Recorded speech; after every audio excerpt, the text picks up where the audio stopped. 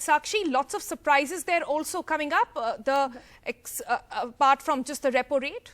That's right. We heard the RBI governor address everyone at this monetary policy. And remember, as our predictions were there, the economists were divided that the key rates may, be held or be cut further. So the RBI governor did give in to those expectations. Rates were, of course, the key lending rates were left unchanged. However, of course, many surprises there. Like you said, the RBI governor, of course, has said and has acknowledged for the first time that, yes, real GDP will continue to be in negative territory. Remember, since March, the RBI has cut rates by 115 basis points. So the key surprises in today's announcements and the key takeaways, of course, were the fact that, yes, there is an acknowledgement that growth remains a concern. There is an acknowledgement that, of course, inflation and inflationary pressures continue to mount, in particular food inflation. And remember, inflation has been up above the crucial 6% mark. So clearly that is something we'll have to watch out for. So those were, of course, takeaways on those fronts. However, like he said, taking away from the policy, taking away from the other points, he, of course, mentioned that supply chains have been disrupted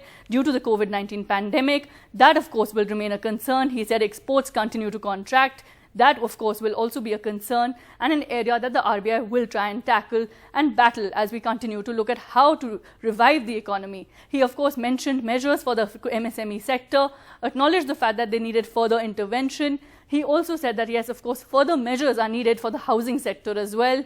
Various other sectors were hopeful, but for now, of course, MSME sectors and the housing sector and the rural economy heard the RBI governor say some substantial measures. Of course, he said the loans, remember, the key takeaway and the key thing that experts were eyeing in today's policy was, of course, how is the restructuring with regards to loans going to happen? So he has said that, of course, loans will be reclassified, which, of course, comes as a breather. Remember, many companies have been facing debt and additional pressure, not only from their suppliers, but also as far as their employees are concerned. Of course, payments have been delayed and really several companies have come to a standstill.